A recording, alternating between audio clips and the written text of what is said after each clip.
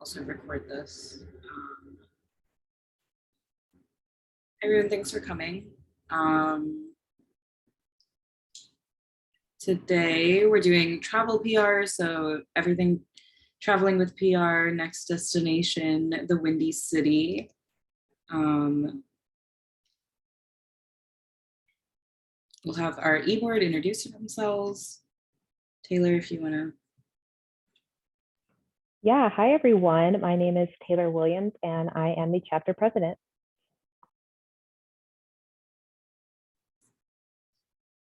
Hi everyone, my name is Juliette Stantz and I'm the faculty advisor. I am Niffer Honeycutt. I am the VP of Digital.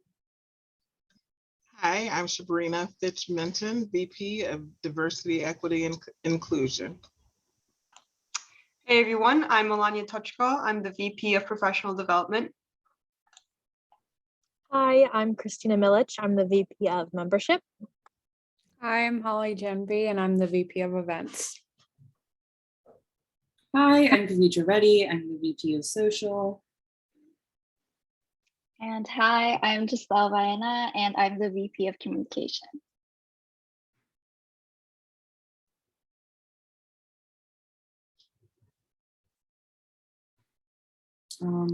Christina. Yeah, my computer just hates me and won't unmute when I want it to. So we are accepting dues paying members right now. November 1st is the start of the dues year. So we try and get as many people signed up as we possibly can before November 1st, because even if you signed up November 15th, your membership starts November 1st.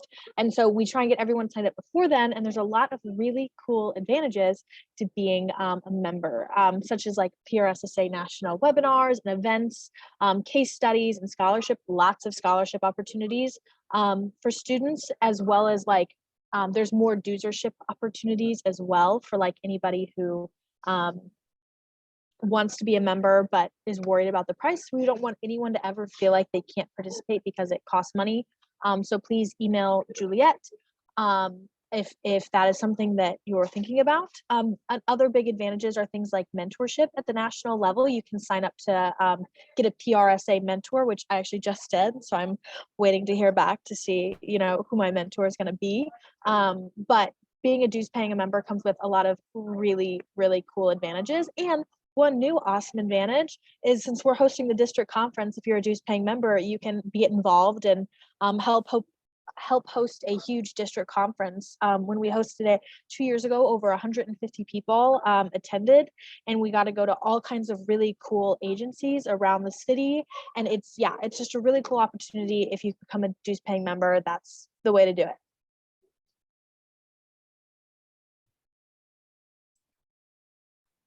And then the other part of this is we have a Slack channel. Go ahead, scan this QR code to join our Slack channel. It's where we do all of our communication. It's where you'll get everything. If you're a dues paying member and you're interested in helping out with district conference, it'd be through our Slack channel.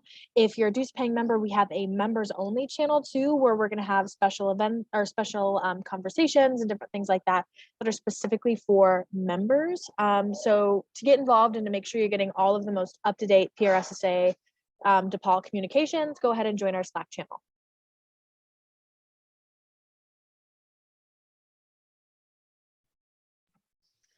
We have a blog that we would like to get up and running for the year. There are several entries on there from last year and from before, but we don't have any for this year yet. So if you have any blog ideas, this can be anything PR related. It can be if you want to do something as simple as writing like a recap of tonight's meeting or any of the other meetings that we have, that would be awesome. But yeah, if you have any ideas or pieces that you'd like to submit, that's my email right there. So just send them to me and then we'll be in contact.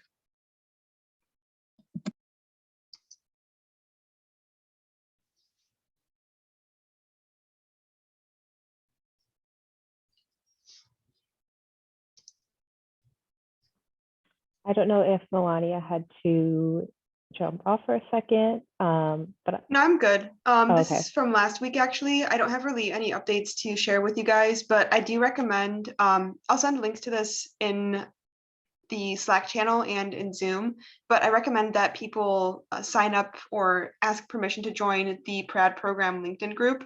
There's a lot of opportunities being shared there right now for internships, professional development opportunities, fellowships, stuff like that.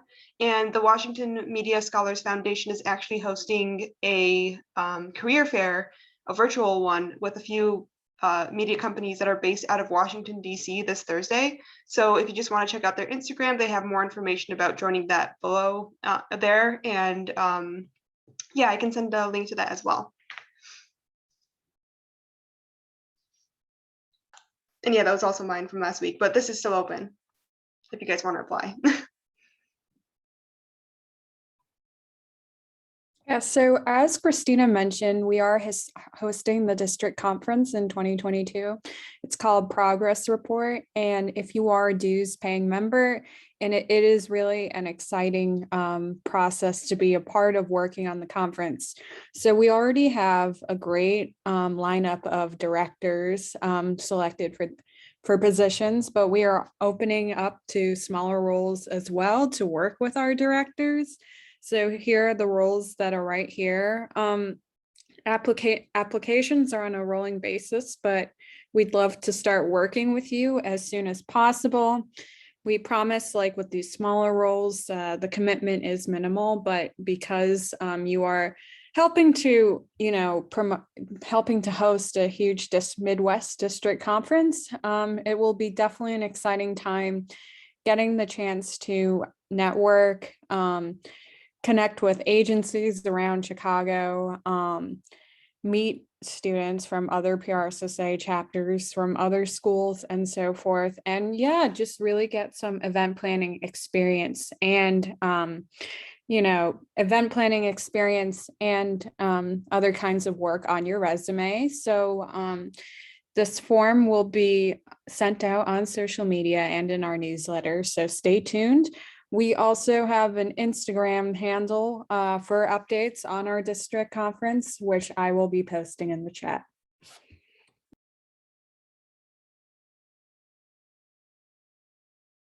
And as for our next events, just look out for Monday, November 8th for our Let's Get Together event planning and PR event. We're really excited for that. And we'll also be releasing soon, it's a teaser for you all, an event on Friday, November 5th that will be in person. So keep a lookout on our social medias for that as well. So this is the event I was talking about. It is called Amp Up Your Application. It's going to be Friday, November 5th in person from 4 to 6 p.m. on the Lincoln Park campus. And it will be a joint event with Ohio State PRSSA. So it's going to be all about getting any of your cover letter, resume, LinkedIn, any sort of materials that you want looked at by a professional and get their advice on so you can do better when you do decide to look for an internship. This is the time to do so, and we'll have also food and drinks. So definitely RSVP and stop by. Great, we can go ahead and get started with the meeting for today. I'm gonna stop sharing very quickly so that we can see everyone. How about, we're just gonna do some really quick intros. If Jenna, you wanna start, just gonna tell us what you do, where you work, just a quick rundown. Of course. Hi, everyone. I'm Jenna Reimler. I'm an account executive at ICF Next. I'm actually a DePaul grad, so I graduated back in 2019. And I currently work at ICF Next, which is a consumer PR firm here in Chicago. And we have a variety of brands from CPG brands, as well as travel and a variety of others. So for example, we have Kraft Heinz, Molson Coors, as well as the Expedia Group. So I'm currently on the hotels.com team. So I'm here to share a little bit about the awesome work that we've been doing during the pandemic and how we've kind of shifted.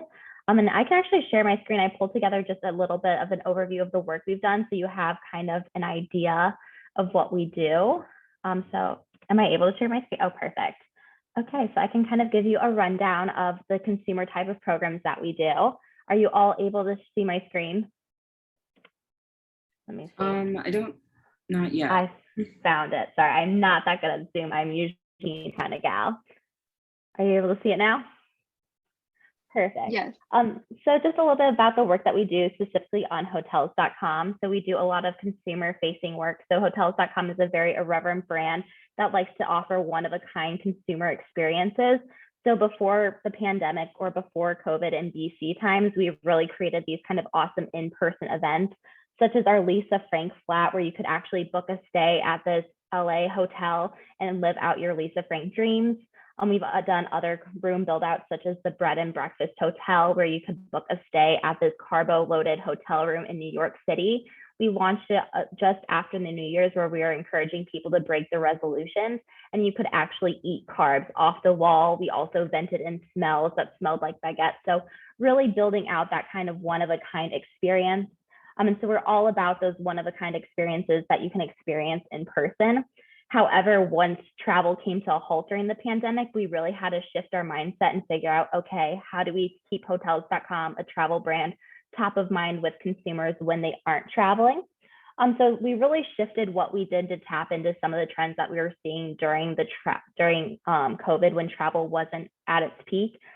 So we know that quarantine weddings were a big thing, and we wanted to help people celebrate. So we tapped our lucky man, Chaplain Obvious, who is our mascot, and he actually married people on Zoom, and then they also received $5,000 for a future honeymoon. One of the other trends that we were seeing over summer was that road trips and RVs were huge, as people were opting for road trips over air travel. So what we did was we wanted to really insert hotel life and kind of that hotel life experience into how people were traveling during the pandemic.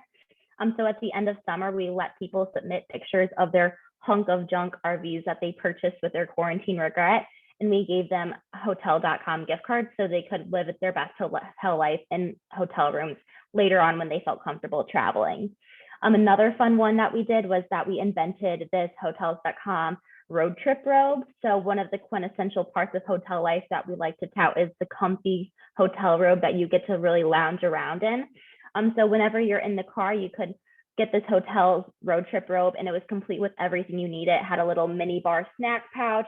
It had a lock box that you could store your valuables in. My favorite part was on the back. It actually had a little cushion that we called the hotel bed. So whenever you were in the car, you were sitting on a comfy hotel bed.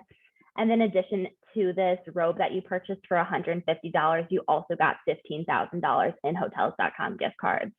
So during the pandemic, we really just kind of wanted to meet our consumers where they are and what they felt comfortable doing. So we really had to shift our mindset and kind of keep hotels.com top of mind, and while still offering those unique experiences, but in a different way. So that is a little bit about what we did during the pandemic. And then we learned a lot. We've kind of seen as travel continue to shift, as travel's coming back, still people aren't comfortable traveling. So it's really just a balance of finding what consumers are comfortable doing and what they're comfortable not, and kind of meeting them halfway. But really at hotels.com, we're all just about bringing the fun and these unique experiences to consumers wherever they are. So that's a little bit about the work that we do. Wow, those are super cool ideas. I'm excited to hear more about them in the next hour or so. But Jessica, do you want to go next?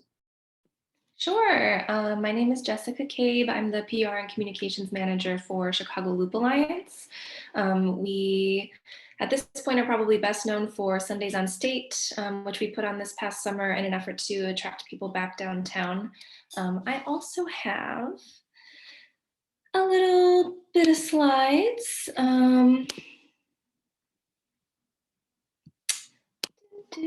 Are y'all seeing that? Wonderful.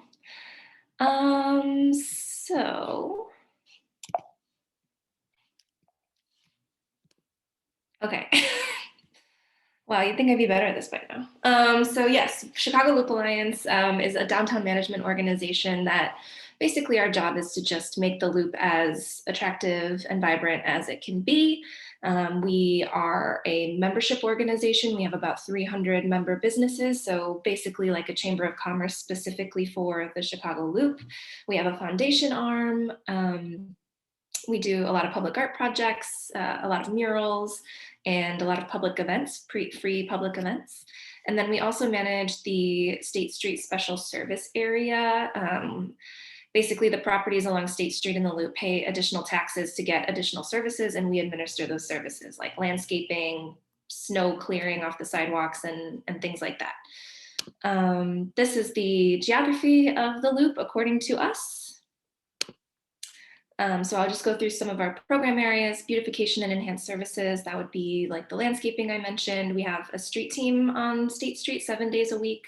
They connect people experiencing homelessness with resources. They give people directions. They sweep with pan and broom. And during the pandemic, they did a lot of sanitizing touch points, door handles, bus stops, bike racks, anything that people might touch on the street. Planning and advocacy, we are sort of a mini planning firm for the Loop and for State Street. Next year, we're going to be creating a corridor plan for State Street with Site Design Group that could pave the way for some actual physical changes on the street. And then we also advocate with the city for a variety of issues. We've advocated to get cannabis stores downtown because right now they're excluded. We've advocated to get the scooters downtown because right now they're excluded, and just sort of any sort of issues that impact the Loop community, we are sort of a voice on behalf of. Placemaking, that would be any mural projects, any public art projects. Sundays on State falls under placemaking.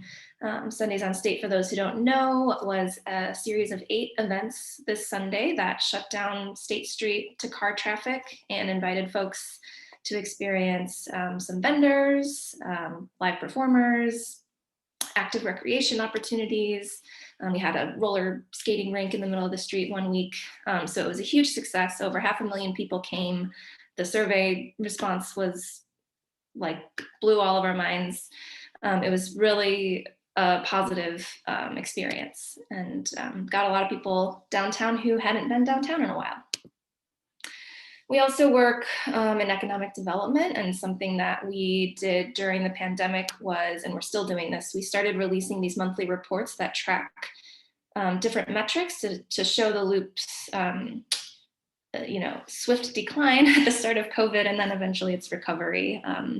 So this is an old map, obviously. The recovery is a little farther along, but it has been very gradual, but it was really useful. This has been an incredible tool from a PR perspective of being able to have data rather than sort of being alarmist or reactionary, and be able to tell the true story of downtown.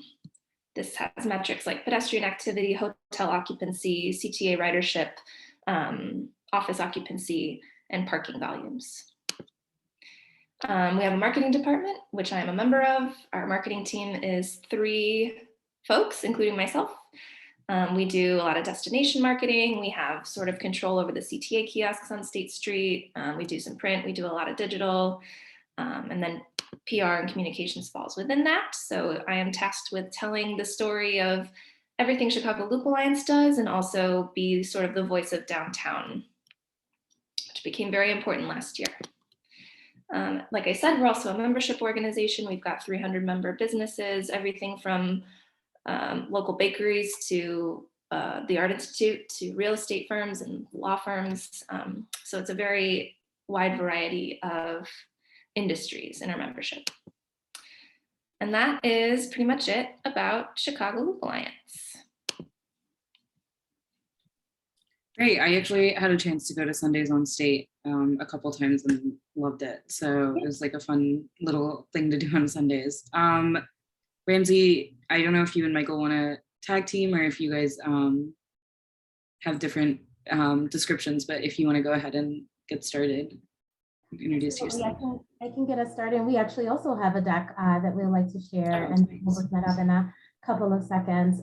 But as we're bringing that up, I can just introduce myself before passing it over to my colleague, Michael. But I'm Ramsey Carey. I am a senior account supervisor at Public Communications, Inc., otherwise PCI, leading our nonprofit sector. So we work with a variety of social service clients, culture and tourism clients, philanthropic, as well as government and municipalities across the state.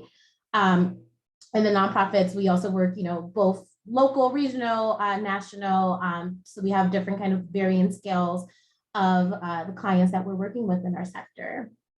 And so we lead my particular, in my role, working with our team, our nonprofit team. We have a team of seven to eight folks who are working on just advancing those communication strategies for our clients. And we actually work very, very closely with our digital team. And so that's a good segue to pass it over to my colleague, Michael, so he can introduce himself. Yeah, hello everybody. My name is Michael Kuros. I am a vice president of our digital services here at PCI. And I have kind of the pleasure to work very closely with the nonprofit team, but as well as the other sectors of our business too. We're not going to go too deep into it today, but we also work with healthcare organizations, conservation organizations, as well as associations. And so in terms of context today, it's very interesting to hear everyone's different angles and, both from a nonprofit mission orientation, but also destination, as well as just working with actual businesses in the element. And so our agency is kind of working all across those spectrums and really doing everything from the traditional, I'm going to use quotes, public relations, as well as the marketing side of that too. And so one key takeaway about our organization is that while we have definitely worked with straight, what we call butts and seats type destinations where you're just trying to drive traffic and awareness, we really try to gear towards working with clients that have a little bit more of an impact beyond just the destination itself. What are you actually giving back to the community? And that is a really big priority of our business itself. So I won't go through all of these credentials, but the various different credentials. We're strong, firm believers in DEI and really create a great deal of emphasis to ensure our clients are doing so as well. And our firm has been around since 1962, so almost 60 years here. And we really evolved in that time as well. So this is just a top line overview of our different services. We do everything from strategic planning for organizations and executive coaching and communications. We also do a great deal of crisis communications and issues management, and there is a difference there. Issues management is to ensure you do not have a crisis. But if a client does call us at 11 p.m. and saying, oh my God, our business is on fire, we have issues here, and we will work with clients in those crisis moments to really help have them recover and really preserve the reputation. Media relations is a great deal of what Ramsey's team does, ensuring that you are having your client's story told in local, national, and regional and international media. And then as well as digital marketing and design, everything from social media, SEO, digital advertising, that is exactly what my team provides all across the agency. And spokesperson training. So see someone on TV promoting a destination, ensuring that they are carrying an organization's message very clearly through and doing so in a very impactful way. Oopsie, there we go. This is just a taste of some of the destination and travel and tourism clients that we've had over the years. Again, as I mentioned, we've kind of worked from straight to butts and seats through more nonprofit mission-oriented destinations. Today, we're going to talk through our example with Chicago's First Lady Cruises. This is a client that I personally worked on for 5 years since they first started a relationship with them. And they run the iconic Chicago, it's a mouthful, Chicago Architecture Foundation Center River Cruise aboard Chicago's First Lady. That cruise is actually recently, just this year, voted the best boat tour in North America by USA Today's 10 Best, which if you are interested in travel and tourism, you definitely will get to know that publication very well. And so Ramsey is going to talk through a little bit more of how we've handled both the media side as well as the digital strategy side for that program. Why that's important is that all of this ladders up to them working with their collaborator, the Chicago Architecture Center, which runs programs that go out to the next generation of architecture and designers to ensure that they have access to those resources that others may have. And so with that said, I'll go ahead and give it away to Ramsey to talk through that example. Yeah, so this is a case study from our work with CFL over the years. And so really you can see, we talked about the tactics. And so really at the one side of any program, we want to have a conversation with our client and understand what are your goals, what are the messages that you're trying to convey. And so we started with that, and that led to the development of an editorial calendar, and then identifying and prioritizing those pitches or so. And so this case study really identifies, those tactics, and then underneath you can see the results of those tactics. So we did reach an audience of 21 million. We were able to increase our media placements by 85% from the previous years. And we were able to do it in local, national, international media outlets. And so again, this is just a snapshot of kind of like our full engagement with them over one season, which usually runs between spring up until right until the end of fall, right into winter, as much as the weather will allow. And so we also have some examples of some of the stories that we share, and this is from this year. And so as you can see, a lot of the conversation was about the return to businesses because of COVID-19. And so you see a lot of those headlines of vendors beginning to reopen. And so we ensured and put forth materials to make sure that our client was part of that conversation, because they are a big cornerstone of the Riverwalk. And so it's important that they were highlighted.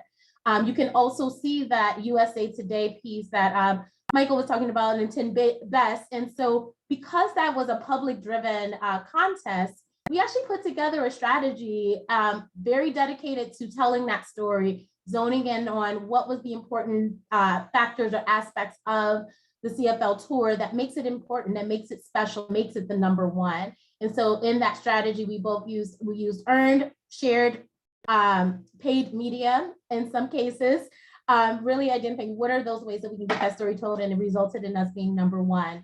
Also want to point out here, Mercury is their kind of family, is their sister cruise line, and it's a little bit more family friendly, but they're known for their canine cruise. So we went a little bit deeper, like what are some outlets covering dog friendly pieces? And so we were able to get part of this this listing of 10 best dog friendly destinations for 2021. So looking for those different ways that we can tell the stories beyond local media, but more and more niche media outlets. So primarily a lot of our work with CFL is in the media relations, earned media landscape, but we also do a lot of digital work, and that's that collaboration we talked about with between Michael and Art and the nonprofit team. And so for here, it was important that we were able to identify what are some of those key terms. And so what really drives audiences to CFL, and we suggested a SEO audit. And as you know, that helps really identify those key terms. So for example, our client was using the term private charter in a lot of their materials. And they've always used it. It was in our press releases and everything. But through an audit, we were able to find actually they respond a little bit better to the terms private yacht. And so we were able to apply that to some of our messaging, and it really changed how we were messaging that aspect of the client's offerings. And so we made sure again to include it in all of our key messaging in press releases, message framework, everything, just because that audit really informed how we move ahead. And then the other half of our work with them, again, as the media landscape continues to change, we're doing a lot more digital, really looking at earned media in the non-traditional sense. So we really engaged a lot of social influencers. And so we did put together an influencer strategy for this year that we are currently executing and underway, and it's been very successful. And so here are a couple of snapshots here, but it was really important for us to also talk about the analytics. We can see that someone might have 100,000 followers or so, but really, is anyone seeing it? Who's seeing it? And so part of our engagement with influencers was to give them that experience, share with their audiences, but then also to follow back with us and give us some analytics in terms of who actually saw this, so we can convey that importance and really drill that home to our client, and knowing that influencers are a really key part of our communication strategy as we move forward and as the landscape continues to change. And that actually, yeah, that concludes our presentation deck, but I know we're going to talk a little bit more in a few minutes, just some specific questions or so. Yeah, thanks so much. Giselle, I don't know if you want to go ahead, and we'll, we have a couple of e-board questions that we've created, and then at in about 15, 20-ish minutes, we'll open it up to if there are any other questions. If not, we have other questions that we can ask as well. Giselle, I don't know if you. Yeah, so based on your introductions, I can predict that your job keeps you constantly on your feet, thinking of how to improve, like what we can do to improve Chicago. So I'm interested in knowing what an average day looks like in your career.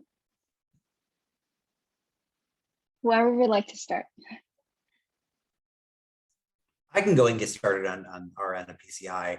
I always say when we get asked this question, there is never an average day, because in agency life, you are juggling multiple different clients at any given time, and you certainly can predict a sense of what you're doing. So that can range from what your job responsibility is from media relations, social media content, digital ads, any of those things that we mentioned. What's important is that if you do choose to go to agency, you remain flexible, because as you mentioned, we're always on our toes. A client may come with an urgent crisis and we have to be really ready to serve those different needs.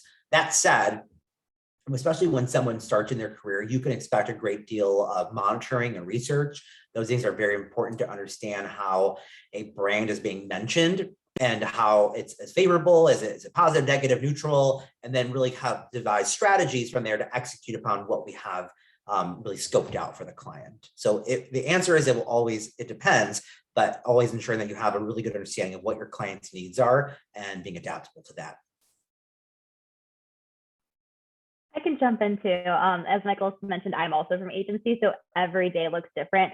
I'll make a to-do list the night before I come in the next day, and what I end up doing is completely different than what I wrote down the night before. But again, that's one of the things I love about agency life, is you're always on your toes and you're always adjusting to meet your clients where they're at and help them accomplish what they're willing to accomplish.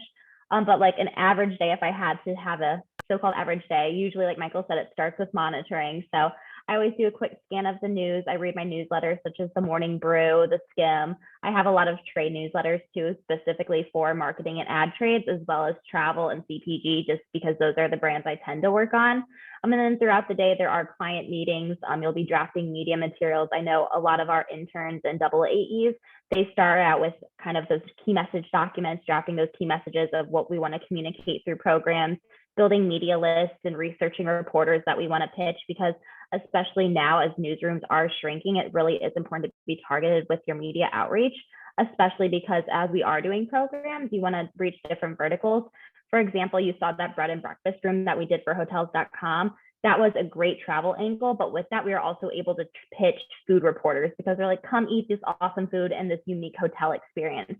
So it's really just about looking at your programs from all different sides and seeing what reporters would be interested in what you have to say about your client. So our clients are always really excited when we come up with awesome programs that get them in outlets that we're typically not in, and just having kind of that diverse content that they're reaching new, unique audiences. So a lot of monitoring, a lot of drafting, and then just kind of managing client expectations as well, seeing what they want to work on. I know for hotels.com, we also have a social team. So meeting with our social team to make sure our social strategy is aligning with our earn strategy, and just really helping them get their name in headlines. I can hop in here.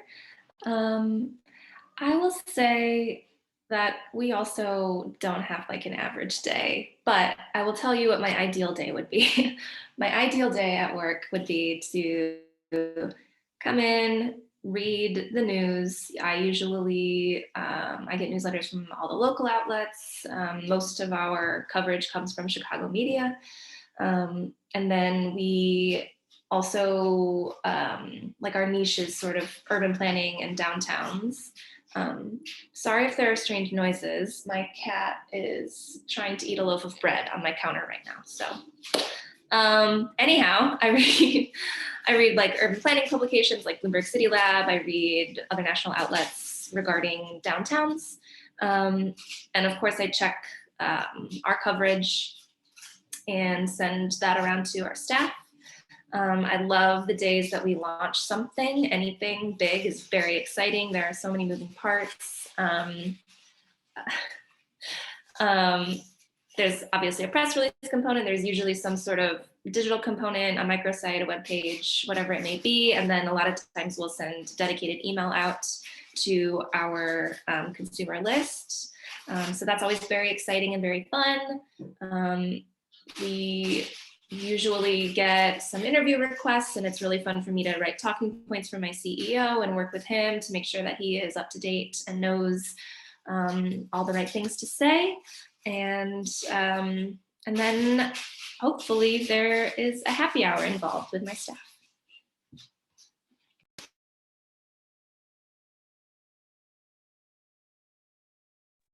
Sorry, I didn't know if you were waiting for me to jump in, but I can happy to. I mean, honestly, I echo everybody. There is no, typical day. But yes, it's similar to what Jessica mentioned. This is how I wish my day went in a way. Started off, get, updated on everything that's happening, both in the nonprofit world, but also locally, also looking at what's happening in the media landscape. So, subscribing to, Robert Feeder and just knowing, I know there's a lot of different transitions. So making sure that I catch up with that every morning. And then having conversations with our team.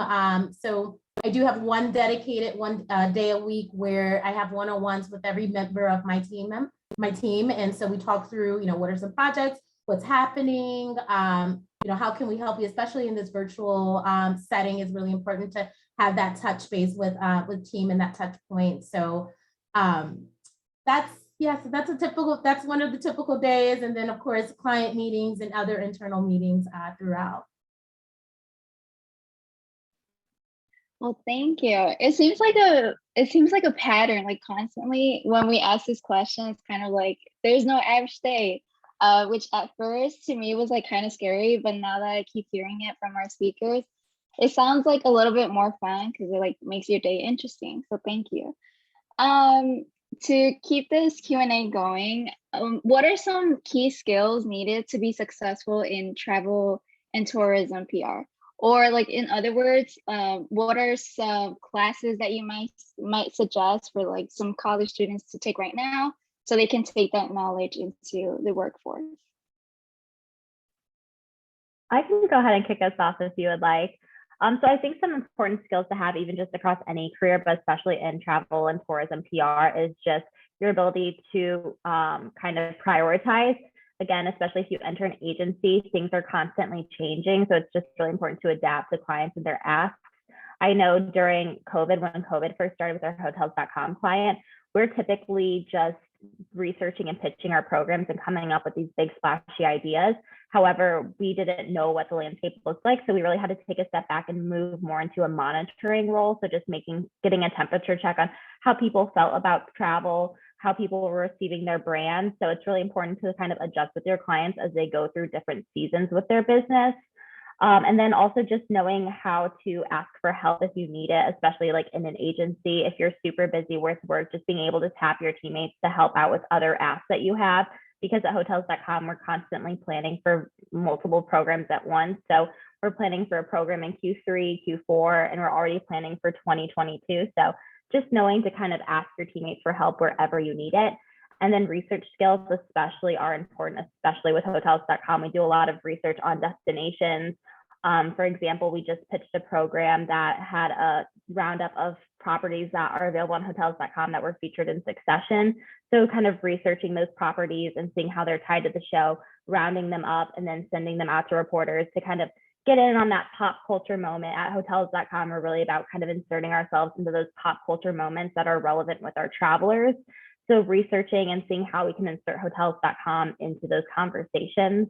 And then I will say, being a fellow DePaul student, some classes that I found really helpful during my time were the campaigns class, because now I'm actually doing what I did in class. And then the research class with Professor Stantz was really extremely helpful, especially now that I had to kind of shift and do more of that media monitoring and pulling data and showing how that can help build our stories, where we used to just be able to tie ourselves to a holiday. Now we're really wanting to tie ourselves to a stat to make us more credible, especially with how the travel industry is changing. And then another class I found really helpful was the media relations class. That's really where I learned how to build media lists, how to do influencer research, how to identify the right reporters to ask or to pitch. So just kind of those basic PR classes that you have at DePaul are really great stepping stones to help you launch your career if you are interested entering PR and specifically agency life. I was gonna say, I echo all of that, definitely PR skills and definitely the research skills. I would add that events management is also would be really helpful. Kind of having a sense of what goes into being able to pull off, live events or these cultural experiences. Having that background will definitely inform how you pitch it out to audiences and understanding kind of the ins and outs and the nuances of I guess communicating about it and understanding, the back end of it. So definitely recommend that. And then also on the flip side of that too, and actually on the same side, a business class, understanding the business of culture and tourism, what are the trends? How do you say abreast to those trends? But then also understanding, again, we talked butts and seats and really being able to pivot at any given time against the priorities. And so having a business kind of, you don't have to go too deep into it, but having that background will really inform and really put you in line with your clients as you're working with them, because you can kind of speak their language. You can see where they're coming from against what you're trying to communicate in those communications efforts.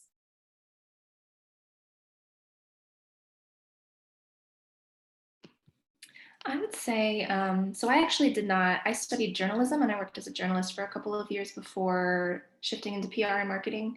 And I think that was really beneficial for me. So if there might be an opportunity for you to work for a student publication or get an internship at a local publication or TV station, just to see the other side of things. I think that offers a really great perspective when you are pitching and working with the media. You can know better what is helpful for them. There's some folks have this idea that there's this very clear divide and that these lines should never be crossed. But the reality is that in order to be a great PR person, you need to understand what journalists want. And the best way to do that is to do that job for a while for yourself. Certainly not necessary, but I think that it is helpful to be able to speak their language as well on the other side of the line. I want to praise everything everyone just said, because I could not agree more with everything that was said. I want to take a different angle with this, because the classroom is great, but also encouraging you all to look outside the classroom and have internship experience.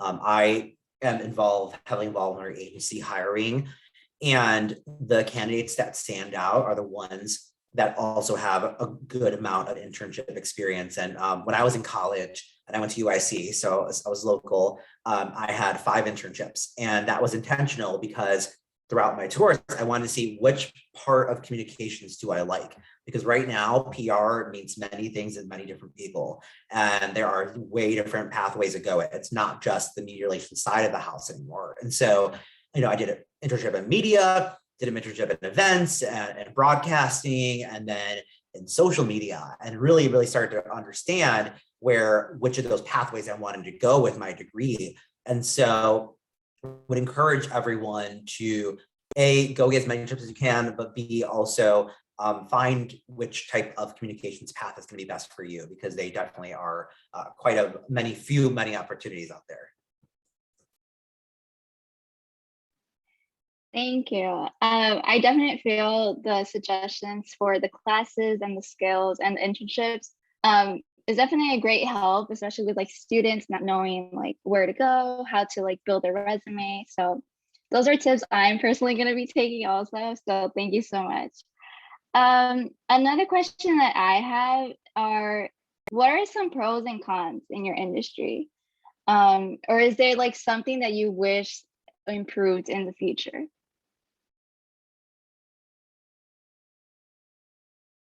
I know it's a bit of a hard question, sorry. But there's always like ways to like look at the future, and I feel like students like always want to see like how their skills can be put to improve the future as well. I'll do a twofer, pro and a con. Always staying on top of your toes and really being flexible with needs that may come your way. It's a con because things are not predictable, right? And like Jenna said, I totally hear you. I may have a to-do list and I may not even touch it that day. But I like that. And that's a pro, because Communications is really good pathways for people that like to always have something new and new challenges. So I'm going to go with that. I would say a pro is that these skills are transferable. And so in a way that you can go from being in-house to an agency, you can go from the healthcare industry to nonprofit industry or environmental. The skills are transferable. So I think that's really a pro because you're using these skills every day. And even if you don't think that you are, when you really start to sit down and drill down, what is it that you're doing every day against, let's say, a job description for an agency job or another communications job, you'll see there are some similarities because those skills are transferable. I guess the con, I guess, is kind of similar too, is that you don't get a chance to really zone into one particular area, depending on if you're in an agency or in-house. But if, of course, if you're in-house, you're zoned into that a little bit more. But, you know, and I think, again, if you know where, like, again, what those different aspects of PR you want to focus on, if it's media relations or digital or so, I would say the con is that you won't be able to like really zone into it because everything is integrated right now. So I say that's both a pro and a con. And I can jump in. I definitely think kind of what Ramsey was saying, just the wide breadth of everything you get to do from a communication standpoint, because you're drafting materials, you're putting these messages out there, you're also kind of crisis managing. Even if you aren't on the crisis management team, if you are speaking with the clients in their day-to-day, they want you there to hold their hand through that crisis just because you're a familiar face. So you get to work on kind of a wide variety of the business and you get to really work closely. I know from my experience with other agencies, so other creative agencies or media buying agencies. So you not only kind of get a peek behind your curtain with PR, but you get a peek behind of kind of the creative agency curtain when you kind of collaborate and come together on these. So it's just a way to kind of not only expand your PR skills, but then see what other fields of communication have out there. And then I would say a con, kind of a two-edged sword too, that is that the industry is always changing and evolving. So you also have to always change and evolve with it. It can be really daunting to always have to stay up to date on all of the kind of new trends and things. But then again, that's why the client hired you, to stay on top of those trends and to make sure they're staying on top of those trends. So it's really important to kind of come together to events such as this with PRSA as well to see what those industry trends are, just constantly be consuming news so you're also on top of that and don't fall behind the 8 ball. And I'll just reiterate that these skills are really needed just about everywhere, and they're transferable. I know people who work in very specific industries and have very specific educations and backgrounds, and if that industry of theirs ever gets hit by some catastrophe, it's really hard for them to find their way elsewhere. But everybody needs good communicators. And so the skills that you're learning now, whether you end up in an agency, whether you end up doing PR in-house, whether you just do social media work or other communications work, there are a ton of opportunities out there and it is growing all the time.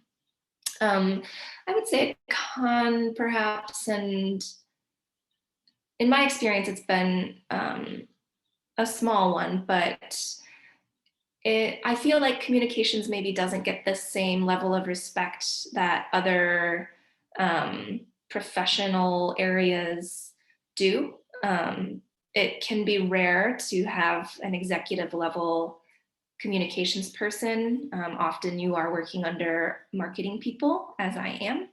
And it can be challenging to convince folks that they work together, but they are really separate areas of expertise.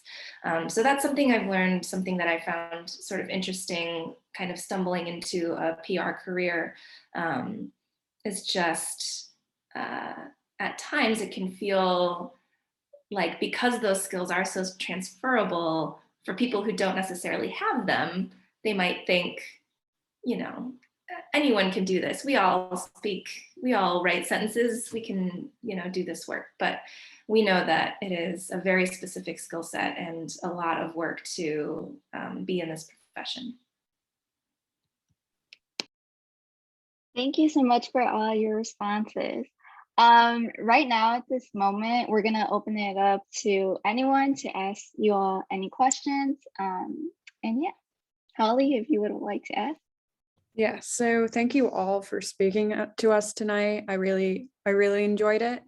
So currently, I actually have a journalism internship at a travel, it's like a wellness and travel publication. So I've been being able to like write about like how travel has been opening up again, and I've been getting pitches from PR and media companies and have been very excited to write articles.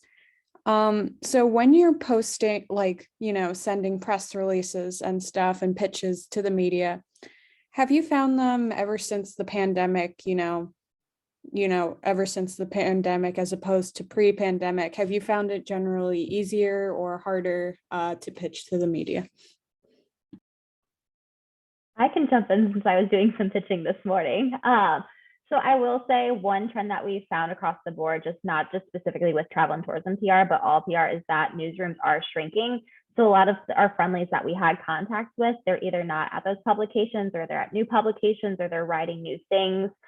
So people are just shifting around the newsroom. So it's really important to kind of keep a beat on where people are at and what they're writing about. So it's really important to form those relationships and kind of stay in contact, even necessarily if they aren't writing about your brand or writing about what you're necessarily pitching them right now, just kind of staying with them throughout their journey. So then if there does come a story that they need, they'll reach out to you if they need help.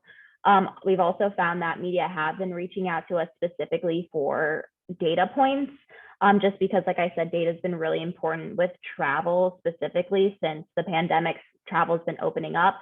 So they've been reaching out to us specifically about hotel occupancy rates, gauging how comfortable people are traveling and seeing if we have any stats to back it up.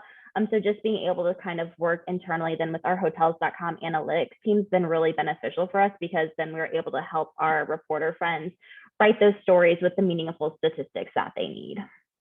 So that's just been some of the experiences we've had in the past few months, and they've continued to shift each month as media does. So you just kind of have to roll with the punches. Yeah, I agree with all of that. I mean, definitely you have to stay up to date on what your media contacts are up to. We've been using Twitter a lot more.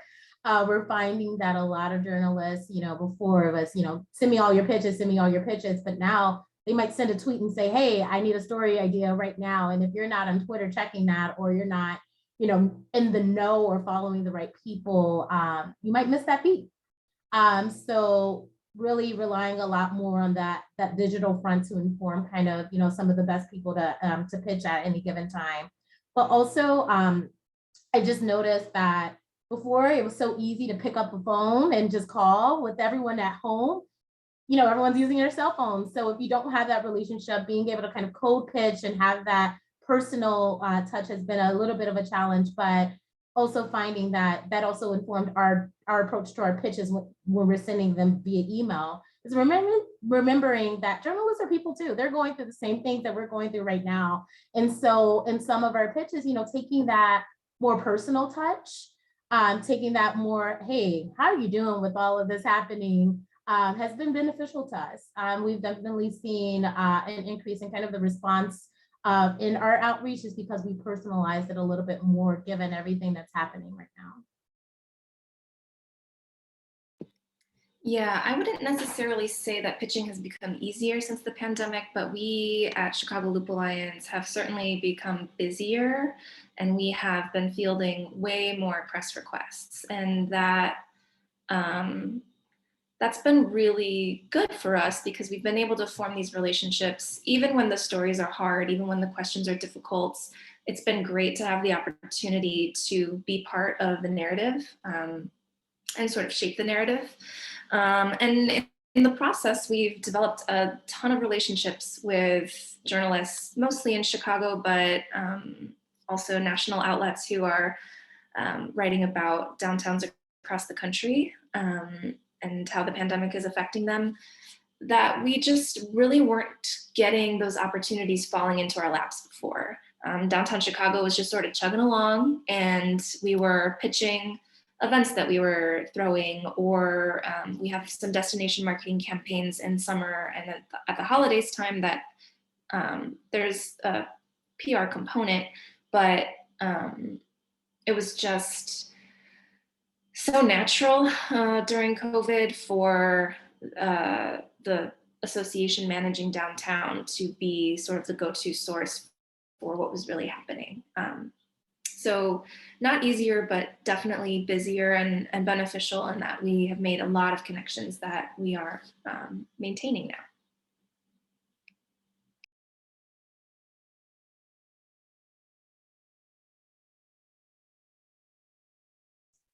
Ditto all that.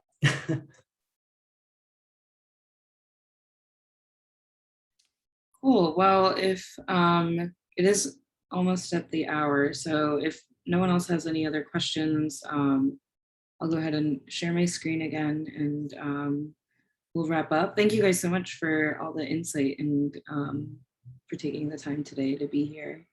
Let me go ahead and share my screen again.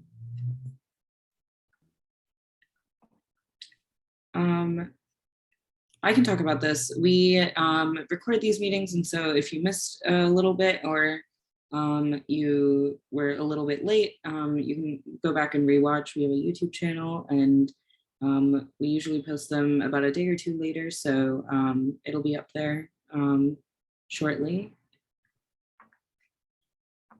And then lastly, we're always updating our social media pages, so you can always follow us on Instagram, Twitter, Facebook, and as well as LinkedIn. They're all under the DePaul PRSSA username. And then also, if you go to our website, you can sign up for our email list. That's where we send out a lot of information once a week. And so that's another fun way to stay involved. And sometimes the people on our newsletter get information before our social pages. So I would recommend signing up for everything. But yeah, thank you. I think that's it. So our next meeting is on November 8th. It's all about event planning. And then also we have that Amp Up Your Application event on November 5th.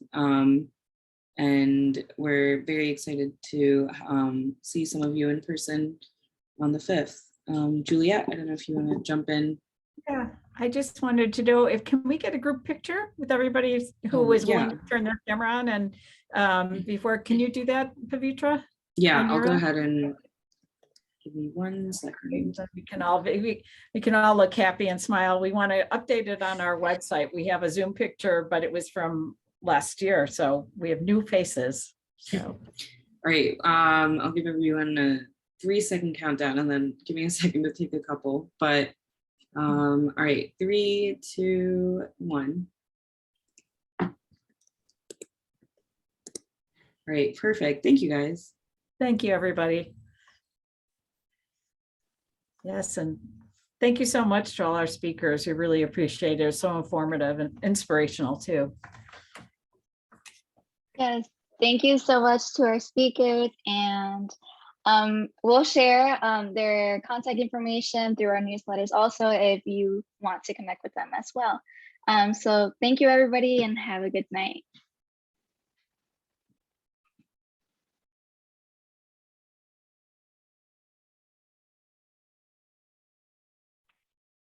Great. And then